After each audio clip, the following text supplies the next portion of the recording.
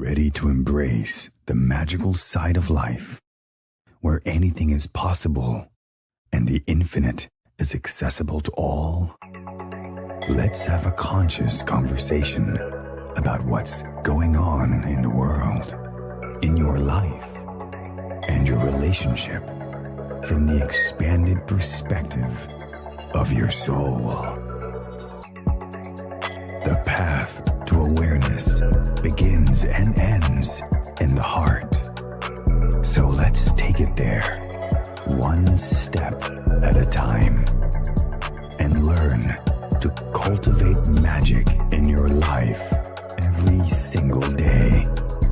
In each episode, we share a collective space in which we discover the unique facets of our own magic and embody our superhuman qualities by humbly exploring how it's super simply to be human. Hosts Kaí and Dell co-create a magical experience to remind you that you are magical as fuck. Now, be unleashed. This is our daily magic.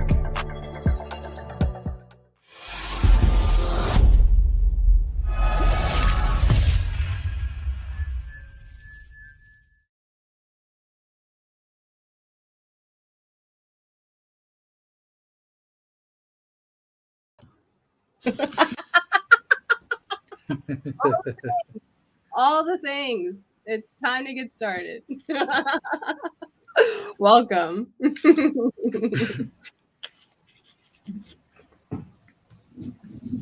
Hello. Good to see you. And shout out to everyone who is joining us live. Put an emoji, put a comment up. This is going to be a very engaging conversation. And for those of you who are here for the first time, or if you're here another time, we appreciate you.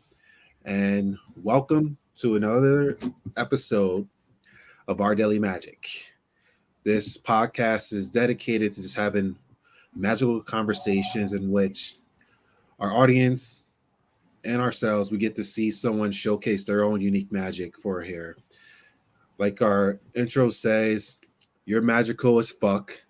And we like to have conversations like this so that way you can see what is possible for you to cultivate more of your unique magic in the world as well. Because especially during these times, there's more magic that's definitely needed for this world. And let's do it together.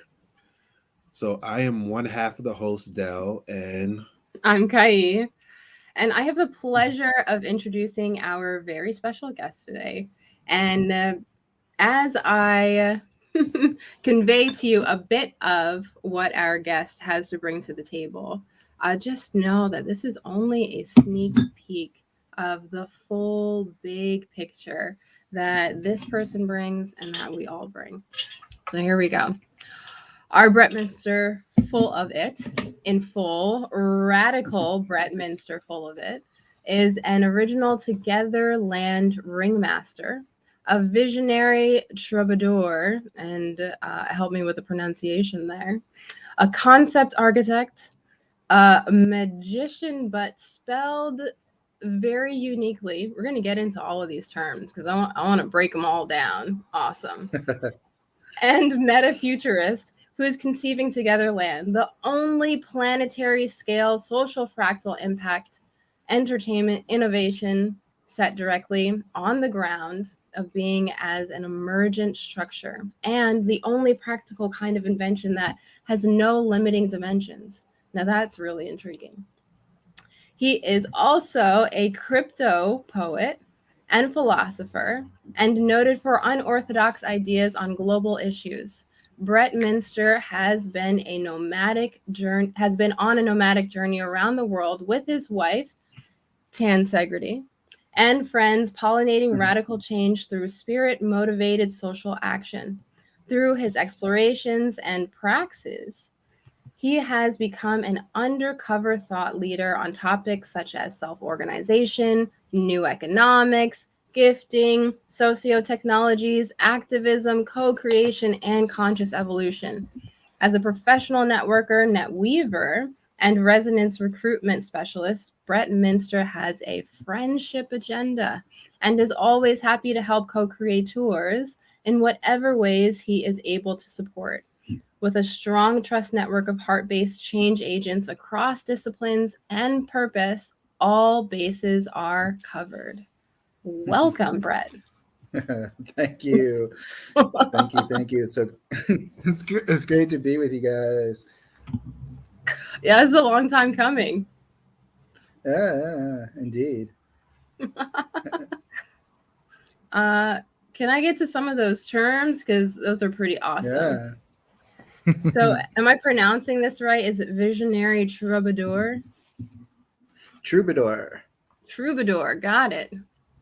Yeah, that's a good one, actually. So yes, I love words. I coined myself a cryptopoet based on the kind of cryptocurrency buzz and the fact that I often write or speak poetry in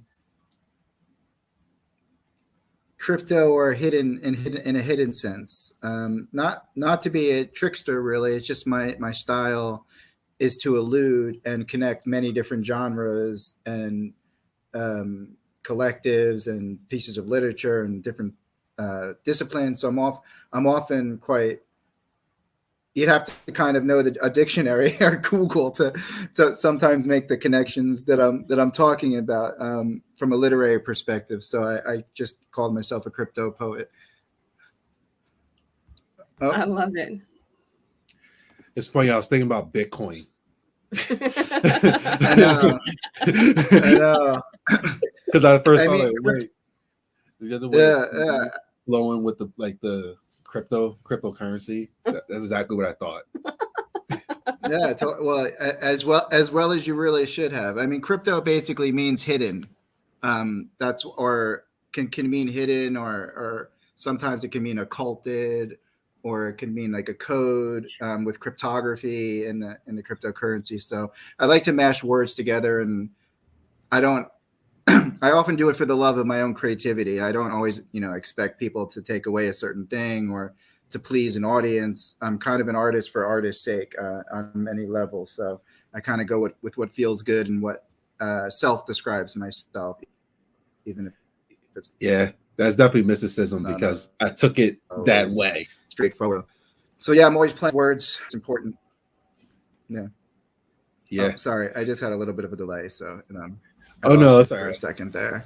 So yeah, I love to play with words. I mean, as far as spelling and casting and the power and beauty of words, and obviously they're also simultaneously quite neutral or often meaningless too.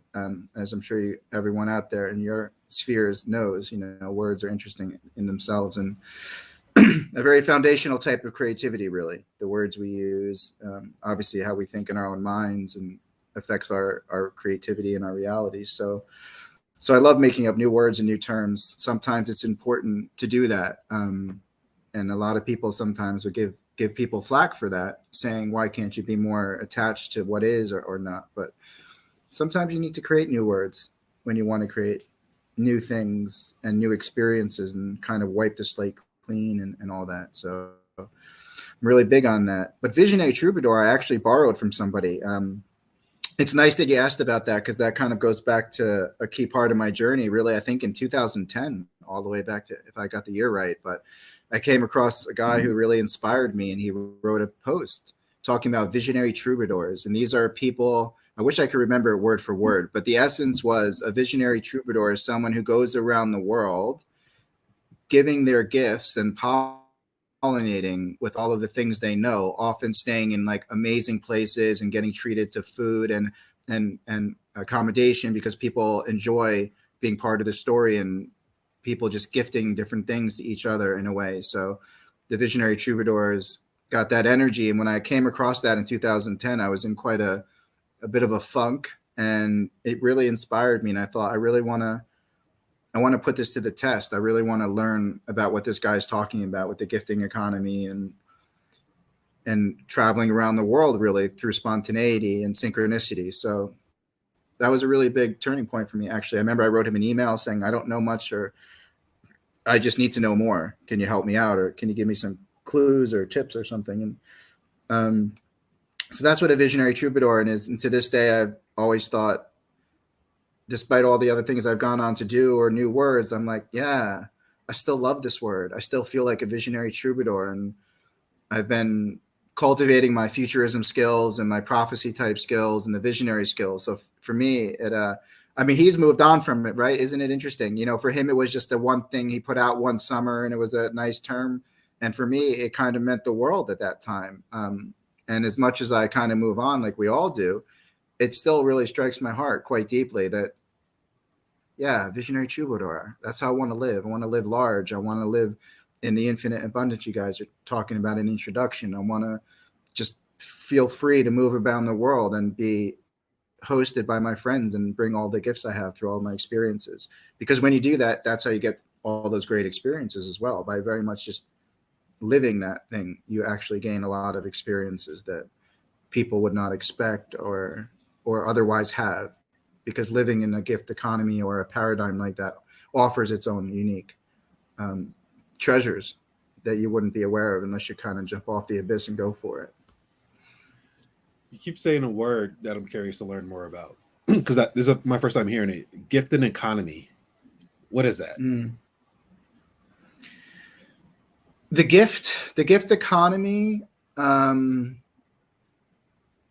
Technically speaking, if you look it up in the dictionary or the wiki or whatever, the way which I don't mind, I like having that kind of neutral thing.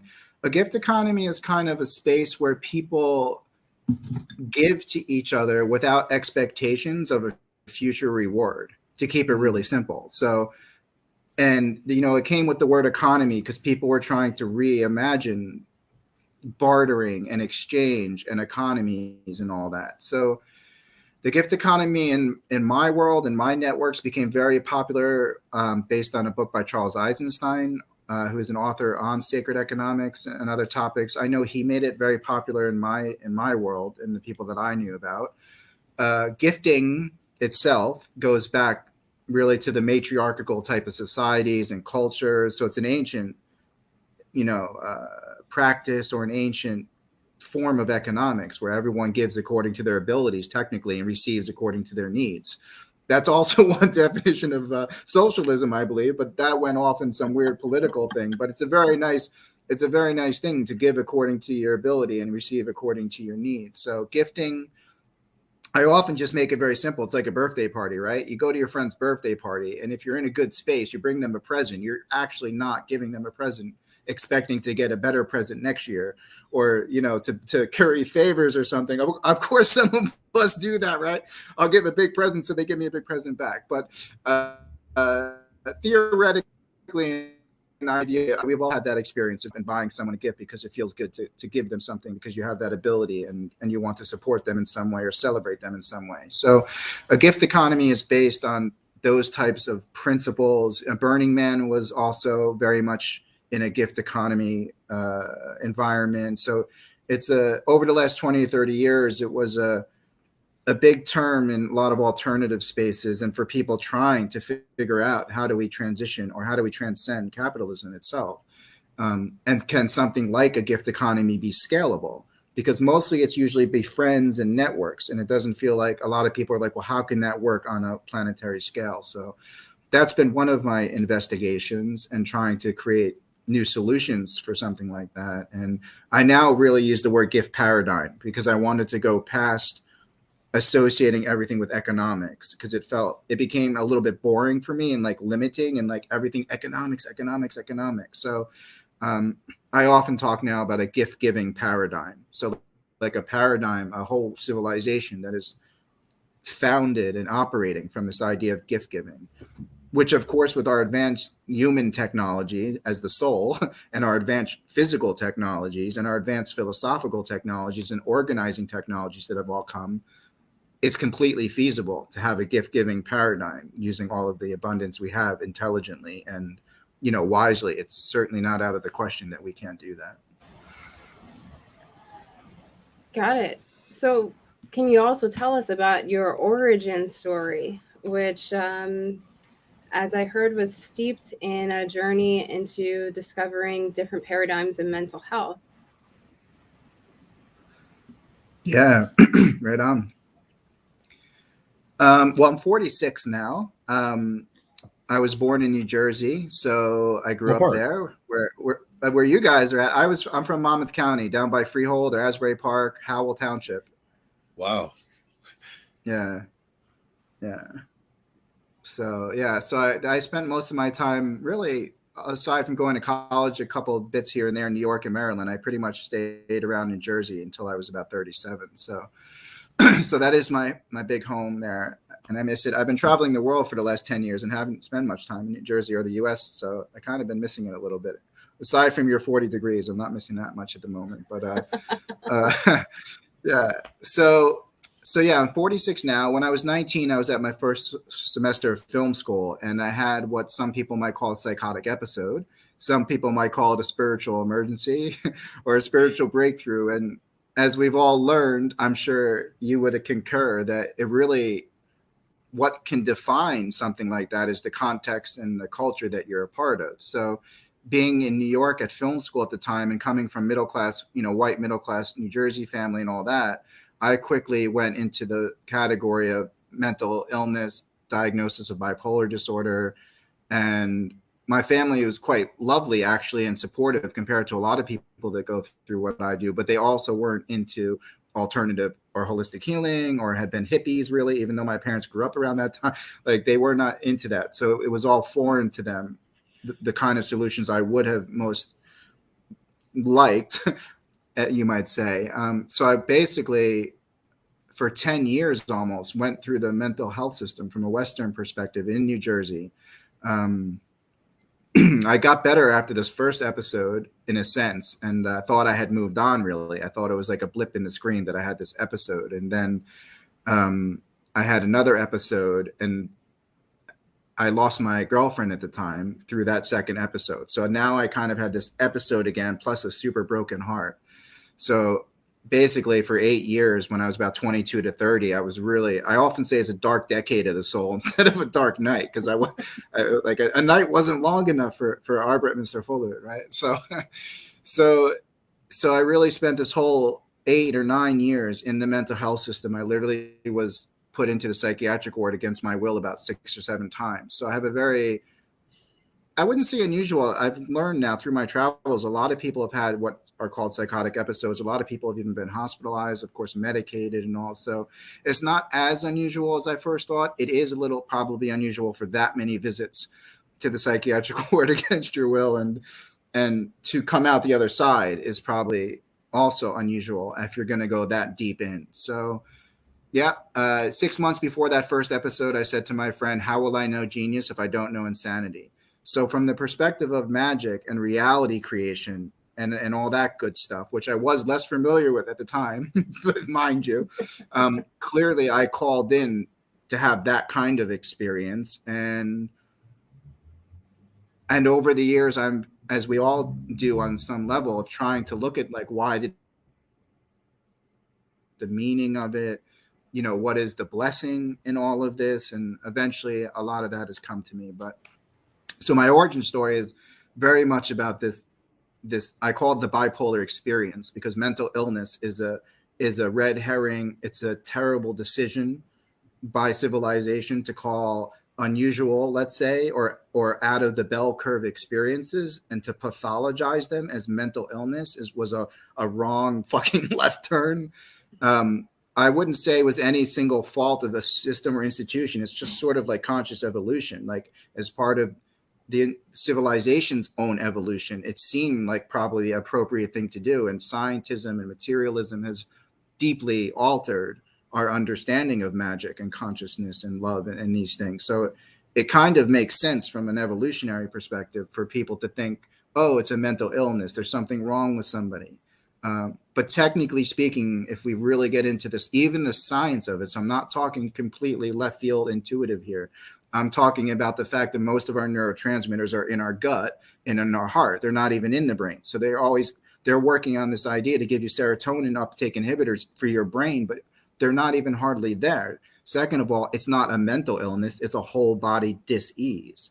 So to myopically take it down to mental illness is so misleading and damaging and destructive of a choice, because we have the choice as magicians, as creators, we have the choice of how do we use these words and labels. So that was the biggest learning about the difference between like reality creation and reality put forth on you, or creatorhood compared to victimhood. These were amazing lessons for me to learn. And I think I have a role to play, or I have to believe I do, that I went through all that, because it's given me the experience to talk really as an expert about psychosis, which is an interesting, weird kind of specialty in a sense, to be an expert in a mood disorder experience or psychosis. But really, I'm sure you can imagine that kind of experience is one of the most symbolically representative ways in the Western American middle-class world to go to the Himalayas, right? Or go to an ashram. So instead of doing all that, it's like I found a way to go on my walkabout or my vision quest through the trials and tribulations of something that was appropriate to my context, which I've always found interesting. So I didn't just run away. I kind of found a way to do that in the most appropriate context, which is mental illness, because it involves justice and insurance. It's a whole system. It's not just one thing. It's just this whole ecosystem of societal parts. And obviously it's very symbolic for people to be put away for how they're feeling or what they're thinking or being different, and then to be held down and incarcerated. By the way, you are incarcerated. It's not as bad as prison, I don't think, but you literally have your rights taken away and you cannot leave until the judge says you can, or some crazy ass doctors that don't have a clue about anything. So it is very, I never compare suffering. I'll just be clear about that. But in my lifetime, it was the penultimate suffering, like for me to learn about these things. So yeah. And then that all kind of started going and changing different. It's such a long story, but that's some of what has informed my ability to be very unconditional, very non-judgmental, and also very outside of the box. So for me, it was a journey to take my own sovereignty and power and learn to be my own neuropsychologist, learn to say no to my parents, learn to say no to the doctors with the fancy degrees, which for a lot of people when they're older like us, they think, oh, that's no big deal. But when you're 25 and like everything's crushing in on you and their doctors from Harvard are saying this and your parents are saying this, it was very difficult for me to claim my own self. So that was part of the process and the most important part of it all, really. Yeah.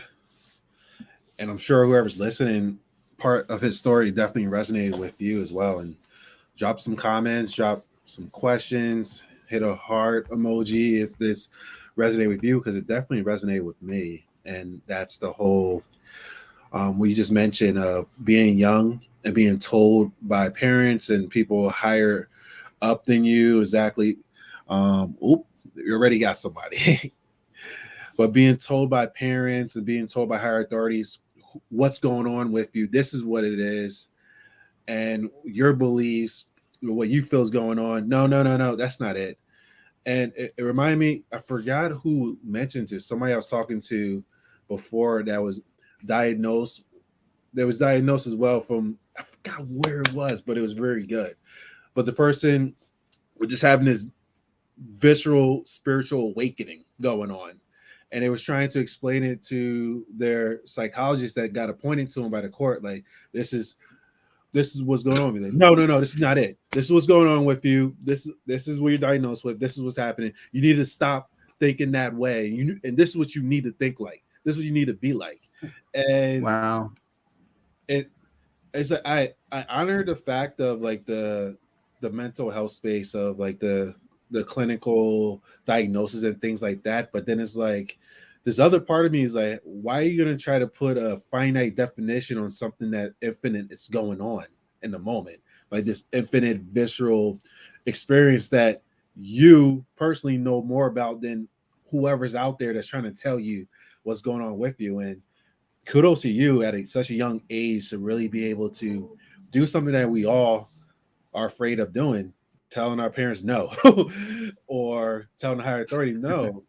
That's not what's happening with me. So like that just showed the power for yourself of using that. And another great thing that you mentioned of getting curious, of learning the lesson about your experience. And while you're telling it, I'm like, I feel like for you, for your experience, and this is from me, it was like a journey you remembering what you already knew. And this is like, here, okay, here's the tools for you to help you remember what you already knew. And now this is you remembering all that and you're having fun with it now. Yeah, beautiful reflection. Thank you, though. Oh, question for you. Yeah. Okay, I don't have my glasses on, so I'm just gonna get a little close here for a second. Yep, and I'll read it to you. So Al put, and hey Al, I have a question. My son has really bad anxiety sometimes. My wife also. So the question is, you're saying that is all inside the body, but not in your mind, because they're trying to control my son with shots and pills, but I think that he's okay. He just needs to learn how to control it. What do you suggest for my son? Thank you, Al, and big love to you for being in the middle of this experience. And thank God you're on this call or other calls or podcasts like this, trying to find other solutions. So blessings for you and your son. Might be luckier than many. I was, like I was saying, it was very sad. People that see me now, I'll answer the question in 1 second. I'll just give a tiny little brief story. A lot of people, when they see me talk now or meet me in person, they don't imagine, because people have projections, right, of what kind of people end up in the psychiatric wards, what kind of people what people are like, and for those people who don't have any experience, it is like the movies. It's fucking crazy.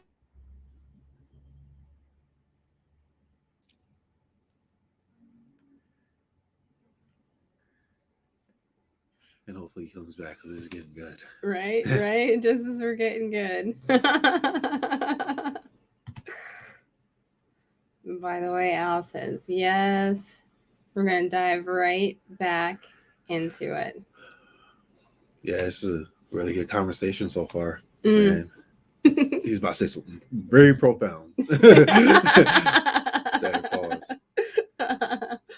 all right. We put a pin in it for a second. And that's a great point that Brett's bringing up, like about stereotypes, about, oh, this person or that person looks like they would have been in an institution. Yeah. And that's actually a good topic right there as we wait for him to get back, of the stereotype. And like even a deeper thing, we could look at like color of skin. Oh, this person looks this way, so that means he does this, or she dresses this certain way, so that means she's this or that type of thing. And just that how stereotypes and preconceived judgments of people leads to those type of beliefs and things going on is with that. And of course, when people are not able to understand what the logistics of what somebody is or who they are or what they're doing, it's so easy to just label them a certain way based upon it. And we see it in the battle, or not, I'm going to call it a battle, the fun co-creation that's going on between like beliefs and this higher power as well. How it's easy to label somebody just because their beliefs are not like your beliefs, instead of getting curious and actually try to understand more about the person. And he's back. All right. Am I back with audio?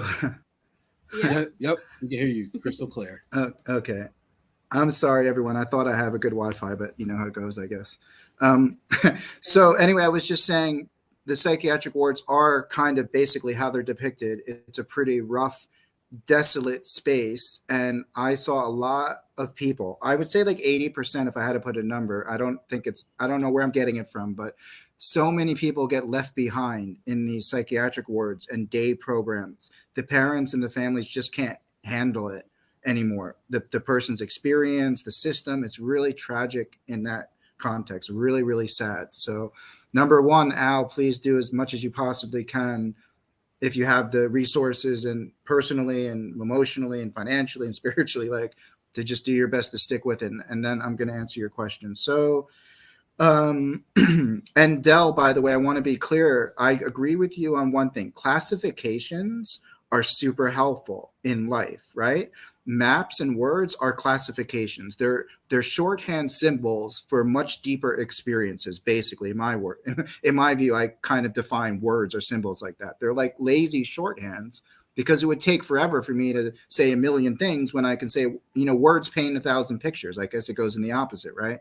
So classifications are very, very scientifically supportive and helpful, because if someone's hearing voices as an experience and someone else is locking a door 150 times a day before going out as an experience, it's really good to put a temporary label on that called like depression, psychosis, OCD, in order to know maybe which practitioner might help or which path might be helpful. So I certainly don't have an issue with the implementation of a symbol system and classification. What has happened throughout history, really, and mental health is a microcosm of that, is that we've mistaken what's called the map for the territory. So people start using the word bipolar disorder or schizophrenia or whatever as a weapon almost, and as a life sentence, like you're saying. So it becomes a box rather than just a simple pointing at something to help us get to the next step. So I do want to be clear. As a scientist type of minded person, I love classifications. In all walks of life, this happens in economics and racism and everything. We start using words like the Jews, the Black people, the Puerto Ricans, like some amorphous group of people. The Jews are cheap, like what are you talking about? So classification is important, but it's so nuanced, and it takes such great responsibility to be in positions like psychiatrist, doctor, lawyer, judge, police officer, whatever, where you're legislating people's freedom of speech and rights and all that. So I do agree with classification as a tool, but it does get, basically, you start to lose the sense of why it ever happened, and then you just become a note in a book. He's bipolar, like you're saying, and he's got this, and this is how we should treat him. And the psychiatric institutions, I guess it's important to share, and Al, I'm 100% going to answer your question. I like to have the platform to inform people, and bring this message out. 95 to 99% of the psychiatrists and leaders of the hospitals are clueless. Like, there, I said it. They have good intentions, most of them. They care about people. That's why they do what they do. But they're working from a medieval understanding of consciousness itself, let alone psychiatry. They don't even understand the mind. They have hardly any of them have had the experiences they're treating. Like, what kind of shaman would give a mind-altering drug to someone else that they've never taken? It's absolutely ludicrous for people to only go through observation, because that's what you're talking about, Del. They only go through observation. So if 1,000 people walk in their door exhibiting these symptoms, they give 500 of them this medication, then they observe what happens. But it's all basically anecdotal. They don't ask you, what is your soul's purpose? They don't ask you, how can we help you thrive, Brett? What they are trying to do, because of the context, is get you back to work. They're trying to get you back to what is defined as successful. And I'll speak about America, because I'm familiar with America, and the American mental health and American context. So that's what they're trying to do. Again, not because they're malicious. It's just the nature of the beast. Is this person needs to get back to paying their bills and get back to work. Let's put a Band-Aid on this. Let's give them some medication. Yes. And let's get them back on the line. If you've ever seen like Pink Floyd, The Wall, like on that line, just get them back on the meat grinder.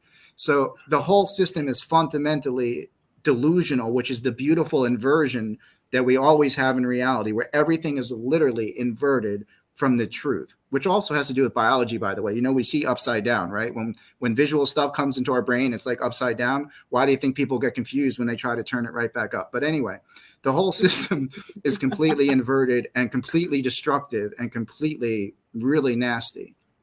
So yes, Al, do your best to keep your son out of that as much as you possibly can. And I'll clear up for you, Al. I'm not saying it's only in the body. I'm saying that it's a full experiential, and I use the kind of dis-ease. The dis-ease is not just in one part of the body or one thing, like in the mind, which again is an ambiguous term, right? Because there's the mind and then there's the brain, and no one even knows what that is. Even the best scientists are still arguing about that. So I do want to be clear. I'm not saying it's not in the mind or not in the mind. It's just that it's a whole experience. It's a holistic experience. which tends to manifest as thought-like disturbances or behavior-like disturbances. But that is not a mental illness. That's something is going on, and they don't just say, how can we help? Those labels become the weapons. So how's White's question? You're saying it's all inside the body, it's not in your mind because they're trying to control my son, right? And he does just need to learn how to, he needs to be nourished. I mean, he needs to be nourished. He needs to be loved. Everyone who's going through these experiences just needs to be loved and nourished and accepted and unjudged and then provided for. The real difficulty, which is why my mission for mental health is to create the solution, first of all. The problem is, again, contextual and systems thinking wise and environment wise. There is not a system set up to help people like your son, Al. There's not. I have a partner in Canada whose son right now is very much suffering with schizophrenic experience. And the only option is to get him arrested. Or spend $500,000 sending him to the Betty Ford Clinic, in California or something, where you can maybe get a little bit of an alternative, treatment, but it'll cost you everything and more that you don't even have. So that is a big, big deal. I know it sounds ambitious and really big, but the truth of the matter is the context matters.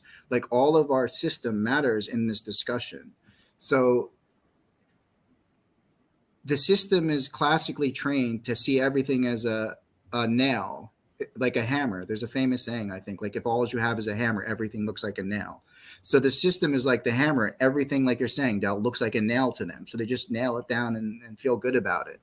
So, Al, you have to find a way to find unique practitioners and keep opening your heart and keep opening to your mind that your son does not have some kind of genetic, disorder or some kind of the flaw or something like that.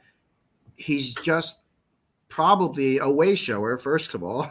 He's probably sensitive, probably artistic on some level. Doesn't have to be a painter. He could be a business as an artist, a businessman, but it's about finding the right solution, because there's no one solution for any one of these experiences. If I've learned anything traveling the world and meeting people who have all had these types of experience, there's not one answer, do yoga, take vitamin C, and listen to binaural beats. You can't, it's just because we're not talking about only a physical brain chemical imbalance. We're talking about a soul longing for something. Yeah.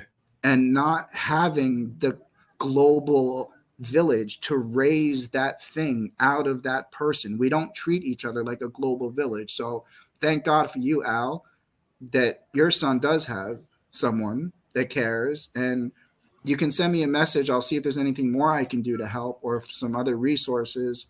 I'm not sure if I fully answered your question, but I just be positive. Believe in your son, believe in love, and believe that I'm not dismissing the experience. That's why I always say it's important. I say I have had the bipolar experience. It would be disingenuous for me to say I haven't had mood swings, or I haven't had psychotic-like episodes, or that I haven't spent time in what people call depression. That would be disingenuous for me. But it's just an experience. And for me, there is only one, there is a cure. There is a cure to all of these things. And that's understanding that you are not the experience you're having. You are not the thoughts you are having. You are not the feelings you're having. And for me, it was mindfulness. I used Ramana Maharishi's who am I question as my yoga, because I was very mental and monkey mind. So it was easy for me to kind of obsess over asking myself, who am I? Who am I? What that eventually did was gave me some perspective of wait a second, just because my brain or my experience or my stimulus is saying, go run around naked, telling the world aliens are landing, or go, feel this or feel that, I didn't have to do that.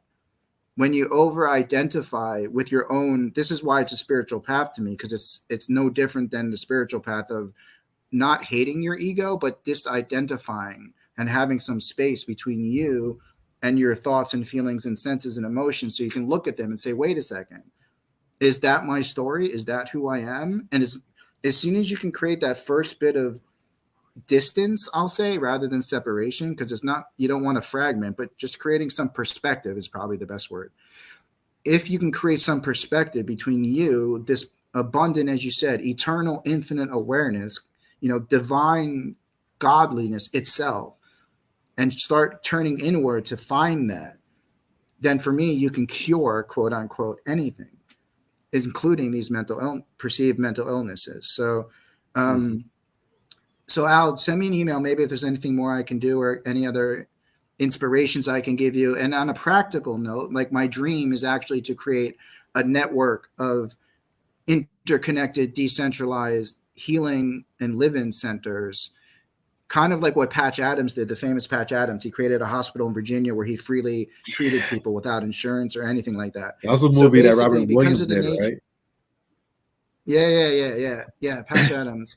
I met the real Patch Adams as well, who is a very lovely guy. So yeah, he's amazing. So, and his dream is to create like his fantasy hospital. So it dovetails, this part dovetails in with kind of what I've been up to more in a sense on a practical level, but really the only real solution to me is a grassroots, self-created solution, but at scale. And it takes a lot. Like I don't want to charge people for this. So I have to support this thing in different ways and have revenue streams that come in different ways, because I want it to be free, but I want it to be abundant. I want Eastern and Western practices. I want to take care of the people who actually help the people, because another terrible part of the mental health industry is the people who are the caretakers are horribly treated, get paid the worst amount of money in the world. And I actually went back to school for that and did an internship. So I've been on both sides of the fence now. It's very interesting. I was going to go into mental health because I thought, until I realized I had to work 9 to 5 and I was more of an entrepreneur than a desk rat. But yeah, so the best solutions, if you can't privately like travel the world or privately fund things and privately out of your pocket, but if you can or find a way, I mean, there's acupuncture, there's, Chinese medicine, Ayurveda, exercise, eating totally organic, healthy food, any kind of mindful practice. And I came up with a term for myself, which was passion is the gateway drug. So despite people's depressions or whatever it is, you can always find a spark in somebody. Like, what did they love before they were told they had a, depression? Like, what did they love before they were told they had to get a job? And people can be passionate about anything. I have no limits on that. You could frogs in the Amazon, race car driving, football, economics, new paradigm. It doesn't matter. But rekindling and holding on to something can kind of bring you through the tunnel until you figure things out. Like, so you have some light at the end of the tunnel a little bit. So I always ask people to really, despite what they're feeling, try to still also focus on it. And the reason I'm not a good one-to-one counselor, guys, and I stick to systemic, is because you can't, there's an interesting line between super compassion and then like the reality of, it's hard for me to have people tell me, but I can't do that, or I'm too depressed, because I'm like, sorry, I was suicidal for 8 years. Like, so if you want to do 8 years of suicidal before you figure out something, that's your choice, more power to you. I know the light beings from Kevin Walton and them guys call it the scenic route. Like, if you want to take the scenic route, more power to you. But as a kind of positive person now, I will allow that. It's not my choice what people choose to do, but I can't really accept, in a sense, when someone says, but I'm too depressed to think about what I'm passionate about, or I'm too this, or I can't do that. Because I'm like, well, I did, and I had the same exact experience that you're having, and it's actually not different. They'll come back saying, I'm different, it's for me, it's special, I'm more depressed than anyone's ever been. And I'm like, I hear you, I know how you feel, and 20 years down the road, I'm going to look you in the eye and tell you, please hear me. Like, it doesn't have to go this way, and if you so choose, so be it. Because there is a sense of, people have to choose to get well. I've really actually only learned this to the nth degree this summer. Like 25 years later, I'm finally personally, which is why I don't think I've ever manifested my centers yet, or a business to cure people, because I was still super in the thick of my own healing and understanding. And I'm not like 100% all, but but changing perspectives means everything. So for now, like for instance, what people call depressed, I call integration now. If I need a month or two to like take in what's been going on for 10 months, or somebody has passed away, or I've lost a job, whatever it is, like I actually do sometimes need to go really introverted and integrate things and not talk to people a lot. And in the past, I would have called that depression. Now I'm like, it's just the flow of how I go. The one thing I've done for your sake, Al, is what I did is I went out and created a lifestyle and found friends, most importantly, found friends and community that accepted me for who I was and allowed me to not have to follow the line, like get up at 9, work to 5, work for other people. It's not always easy, but that's the nature of the innovator, of the entrepreneur, of the traveler, of the mystic. Like you have to jump off that ledge at some point. And that's the best advice I can give somebody. You can be depressed for 20 years and regret it, or you can jump off the ledge. And we've got to find ways to help each other jump off that ledge, and a global network of communities where you could live, get the healing you need, and then meet other people and have the tools you need to create a new prosperity is super interesting to me, because I don't like the idea of getting people well and then throwing them back into the jungle of go work 80 hours a week in a job you hate in a world that doesn't make any sense to you. Like, why not keep it in the family? Why not have like a global network of misfit, perceived mentally ill people who actually kind of magically take over the world because they got their shit together, you know? It's a way better story. I about to say, reminds me of like just like spending weekends doing like plant medicine. Mm-hmm. Here you go. You had this blissful experience. Now go back out. We'll see you next time. Next time you're ready to do it again. Yeah. So how is all of this information like really informing your recent creations like Togetherland and Symphonics? You know, I set out 10 years ago with a vision for this mental health, and I said I wanted to create an institute for the advanced research and like healing of perceived mental illness. And I think, to be honest, ironically, that's what I've been doing because all of my friends and people and peers and co-creators on all of these projects have had depression, psychosis, anxiety, psychiatric stays, or the same exact experience, but they happen to avoid it.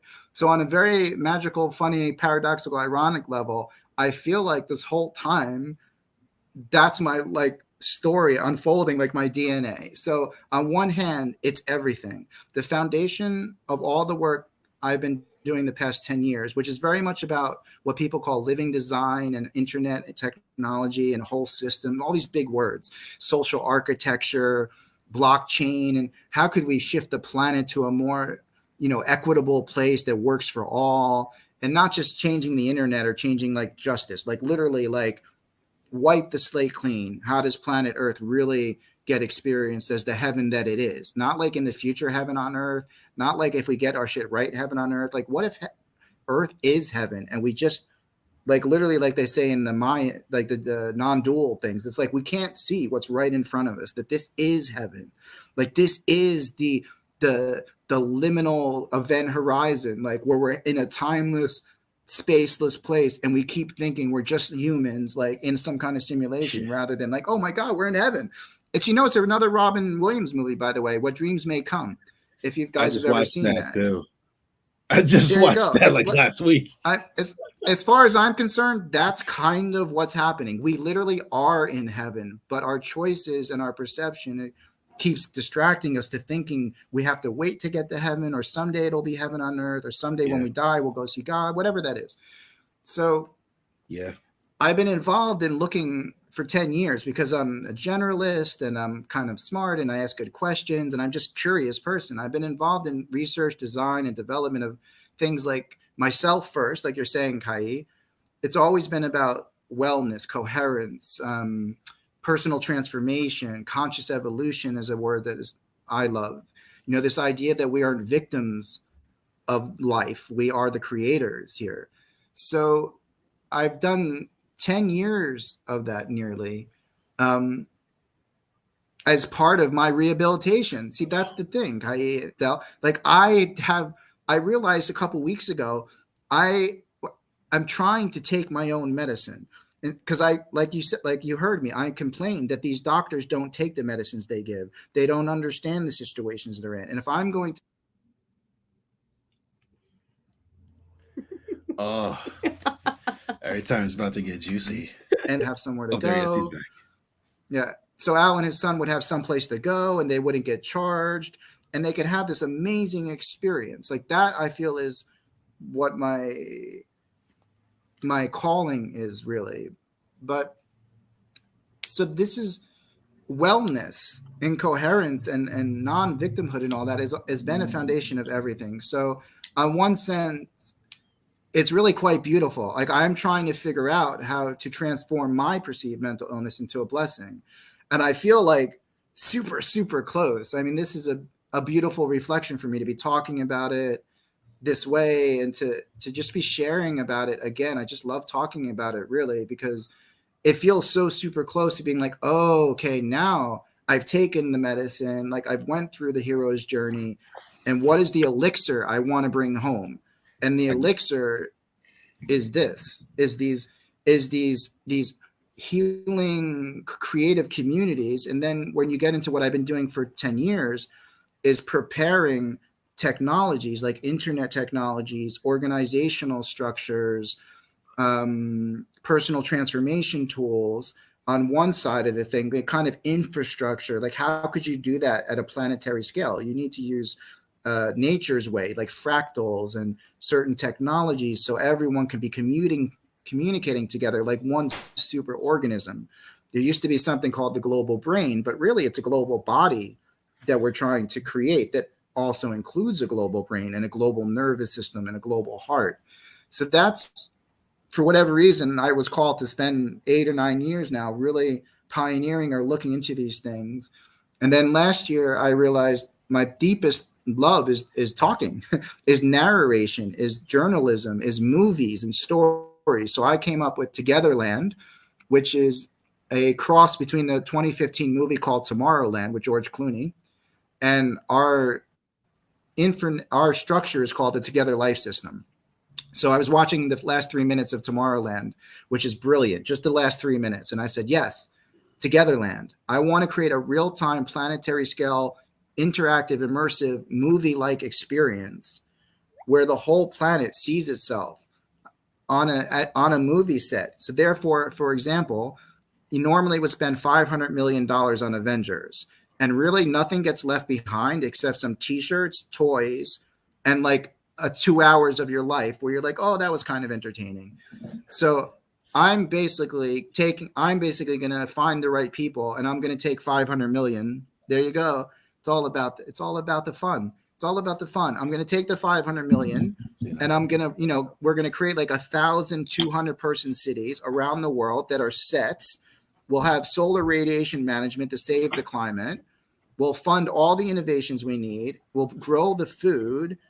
And yes, we can monetize it until people understand we don't need to. But that's why I call it fractal impact entertainment, because it's going beyond just VR and online and in life. It's like, what if planet Earth was Togetherland for me? What if we rebranded Earth, which I know is like super heresy, right? Like I'm super heretical for even saying Gaia is like, but I'm like, I'm going to go all the way with my branding. I'm going to rebrand Earth. I want to call it Togetherland. And it's kind of like a giant theme park to give people the experience of wellness, togetherness, and actually having time and space to go back, as Buckminster Fuller said, who my name Bretminster Fullofit comes because I played on words the famous American visionary Buckminster Fuller. So I said I'm Bretminster Fullofit because I'm always excited, and sometimes half the time I'm full of it. I'm a marketer and all that kind of good stuff. So really, he said we now have enough, advancement in all kinds of technologies where 1 in 10,000 of us can create an innovation that means no one has to earn a living anymore. So for me, it's I feel like Bucky's like literally on my shoulder helping, and I want to make good on that promise. So Togetherland and the Together Life System and the mental wellness all are components of an extraordinary possibility, which I also love about your introduction. So for me, I'm all about making the impossible possible. I will not be told that something can't be done. I will not be told that it's too ambitious. I will not, I mean, people tell me all the time, I should say, but for fun, I will not be told that we can't do this. And I call that the preposterous. So the preposterous is everything that everyone said is impossible until we show it and we do it. And that's the mission we're all on in our own different ways, a lot of us. And that is why I'm interested in becoming the best wizard I can possibly be, because I want it to be effortless and fun. And I don't want to work 80 hours a week all the time or try to get people to give us funding and this and that. I'm really, as a final note, the most important thing I always focus on is the great work they call in magic, which is me, all of us becoming the most best person we can be, because it's individuals working together to me that make the difference. There's no such thing as a group to me. Like, again, we go back to that amorphous word, we. For me, a we is just a collection of me's. That's why it's upside down and inverted. There's only real live flesh human beings, me's, as Kai very much knows. There's me's, there's I's. And when we co-create together, there's the effect called the we. But the we is not actually, to me, a living, breathing thing. It's a shorthand term for a social butterfly effect when two or more are gathered, as they might say in the Bible. So this is always the mission for me and all of us. We're always refining our own selves, so we're in service to our own growth and then each other. Because if you're not healthy as a one, you can't really do anything else with anyone else. So yeah, this is definitely the driving motivation, which I simply say the great work, which I don't have a problem with. I've always loved the lineage of chaos magic and Thelema and all that. Some of the parts of it, obviously, I'm not really crazy about some of the other parts, but and that's why I use the K, by the way. I'm a big fan of the trying to make a little bit of a distinguishment between stage magic and the great work. And I wanted to have a way to make it clear, like for me anyway, on a personal level. That's why I use the K in there. Love it. And what you said was profound. Also, in the midst of the conversation, we want to shout out Peter, who says that he was also a part of that system. He said at being 40, being diagnosed with ADHD and being misclassified 20 years later, his classification was due to a traumatic brain injury that mimics other issues. There's so much here. Yeah. Share that one, because that's pretty good too. I like that. Yes? Yeah. Okay. I love it. So Al said, so me being in the light of God, always kind and loving and seeing a lot of things I shouldn't be seeing, is that my true self, my vibrational energetic soul. The Bible says that God will show you the universe. When I accepted God into my life last year, all this has been happening. That's powerful. Very powerful. Beautiful. I personally love the word God. I use the word God all the time, which actually doesn't make me quite popular in many spaces that I'm in, because everything is kind of in a weird way not into God or something. I personally like the word, and I'm with you 100%. I went to a Narcotics Anonymous meeting in my 20s as part of the programs and all that, and I have to say, as much as I didn't like the actual structure and the limitations of it, I did have the experience of saying, I am helpless, and that there's something greater than me. And at that moment, I really took in the Jesus energy, the kingdom of heaven is within and love. And I have to say, that's pretty much the foundation of my spiritual life in a way, that the kingdom of heaven is within, and that there is something greater than me, the expression that everyone is looking at. Yes, I am an expression of God, and in that sense, I am God, but I don't generally fall into the category.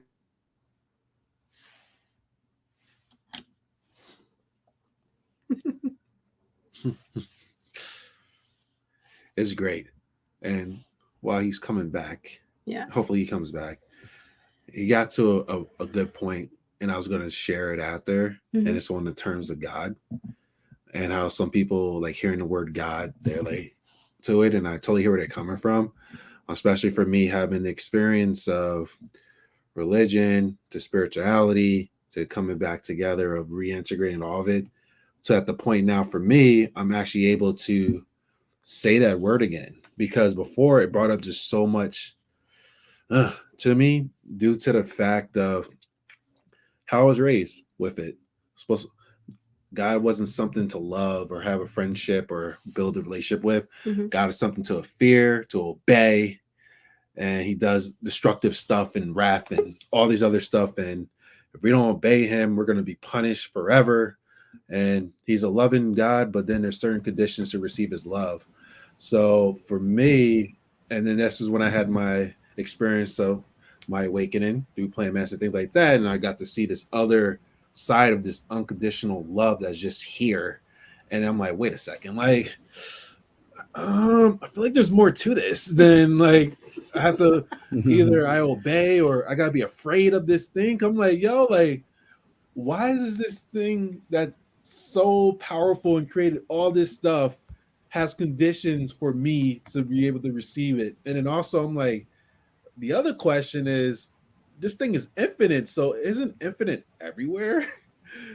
And if something's infinite, then doesn't that mean there's infinite ways to connect with it and not just one way that's better than the other one? These are the type of question I started to ask, but then I had this side of me that was just like, and that's the rebellious side of me. I'm like, hold on, man, I've been told BS. I'm pissed off now, and like all these other things, but it led me to, and also the fact that there's people who use that, the terms of God and things like that, in a way of shaming others for their own beliefs. And that was another thing that brought me curiosity. I'm like, why does something so powerful care about your sexual preference, your color, and these things to receive its love? Like, are you freaking serious with this? Like, these are the type of questions I started asking, but the deeper I started having my experiences with God in my own unique way,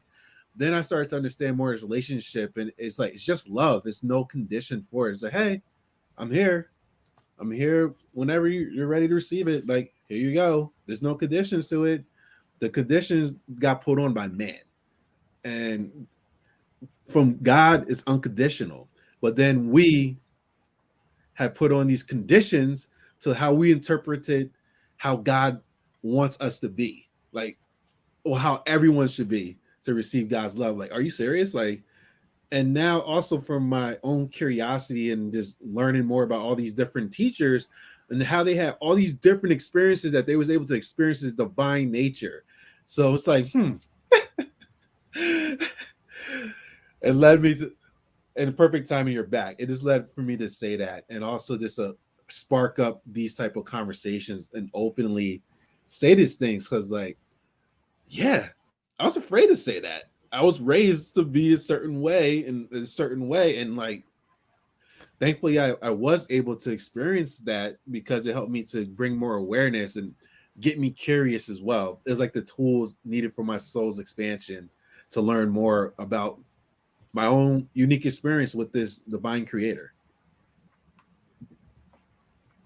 Wonderful. I'm glad I caught all of that. Thank you. That was wonderful.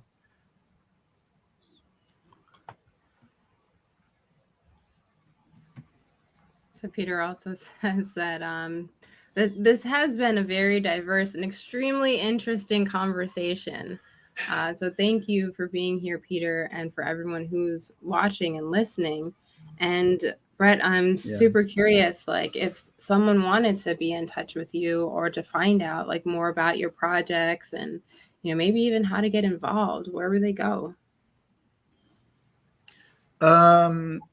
You can find me on Facebook, or if we can put in a thing, www.brettwarshawski.com has a bunch of but it's my name is not so easy to spell. I need to do something easier, don't I? Or if someone really wants to reach out and they want to like just email me, send it to Brett, BRET55 at petermary.me. So it's proton mail, pm.me. Brett55 at pm.me. If somebody literally is on now. Otherwise, brettwarshawski.com, and we can put that out there or something. But I need to do something different, don't I? So people don't have to try to figure out how to spell it. I've been avoiding the, I guess, a little bit of the brand yourself, market yourself. Like every 3 or 4 months, I'm like, shit, like, am I supposed to make an industry out of myself? And yeah, it'd be nice to have some more fun. So am I doing that? Am I meant to do that? And then I basically get swept away in what I really love to do, which is creating things and playing the guitar and doing podcasts and working on the tech and all this kind of stuff. And then I realized, I guess that can wait, but I'm going to have to do something about that. But yeah, I think things are going to get more exciting in the next 12 or 18 months. We've done 8 years of basically research, development, and embodiment of a lot of these organizational structures and looking at the tech and making relationships around the world. And because of conscious evolution, really, and being in co-creation with, like you're saying, Del, being in co-creation with love itself, like with nature, with God or whatever, it's not on your timeline. So there's certain technologies and certain people that we're not ready to fit together. So our specialism actually is the co-creation, the conscious evolution, and some of the techniques and holding space. A lot of the other stuff's kind of just genius. Like there's a lot of genius in the world, like different blockchains and different things. But what usually gets in the way is people can't get along. It's like that whole kindergarten thing. What usually gets in the way is people can't talk to each other, communicate, or not be empowered. And that's the most important thing I think we're specialists in, really. But things are changing. There's some technologies are more coming online. So I really think within the next 12 months, we'll be able to put up some kind of like minimum viable kind of platform for a lot of what we're doing. And I'm hoping we end up in Germany and maybe create one of these Togetherland sets. So instead of an innovation hub, or a workspace, we're going to create regenerative transmedium locations and sets where people come to have experiences while they contribute to different projects or do their own projects. So everything's always about like, what's next? What's the most integrative and synthesizing and synergistic thing? So does it have to be a hub, or can it be an accelerator, a hub, a movie set, all at the same time? Like, can we optimize all that and have the most kick-ass like celebration on the planet as the way we actually get to the, to heaven on earth? Like, if it's not going to be orgasmically sort of ecstatic and celebratory, I think that is telling us we've gone down the wrong path. I know it sounds not to your crowd, but it's very hard for people in the world to think it should be so fun. It should be so fun to save the world, and I don't say save the world like victims. I'm just using it kind of euphemistically, like, but that's what we're going to do.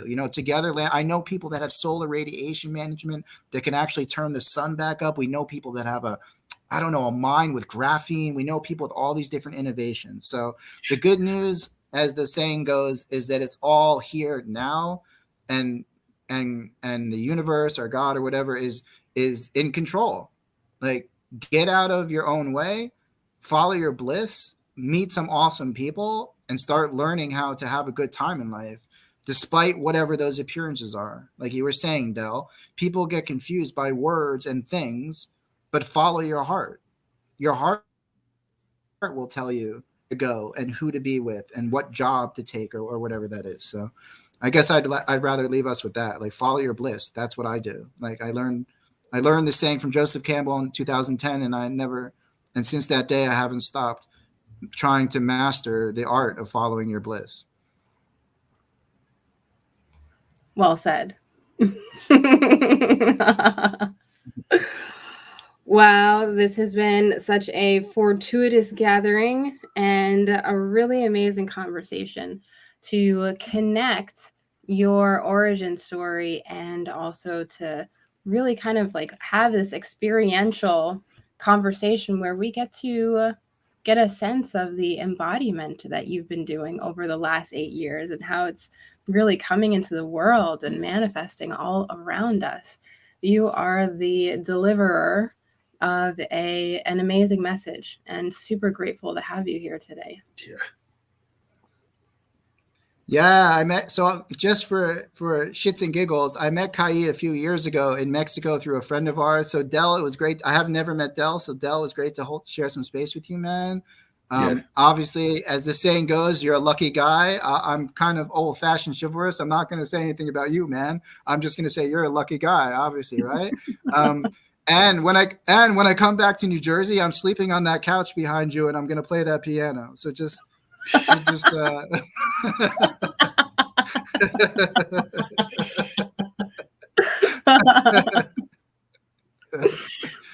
We're holding space for that.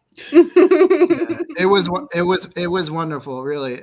It's wonderful. I'm in Egypt, by the way, for everyone. I'm global nomad for the most part, so it's amazing over all these miles to be connected to the home state of New Jersey and good people and good friends. And what's better than hanging out for a little while and talking about love, life, and creativity. So thank you for having me. Our pleasure. Yeah. Appreciate you, Brett. And for everyone, just FYI, again, you want to reach out to Brett. Good luck spelling Washarsky, or that's right. That's the way. The most effortless way is that email you see up there. And go from there. Yeah. Listening on the podcast, it's bret55@pm.me. Yep. And we'll have this available in our iTunes. We'll have the link and information for him in that, and our YouTube. And of course, like I always love to say, if this impacted you just as much as it impacted us, share it with one person.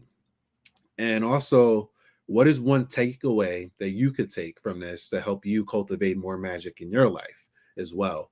This was a conversation I wasn't expecting, but it was actually something that my soul was expecting. So it's profound. All right, everyone. Stay magical.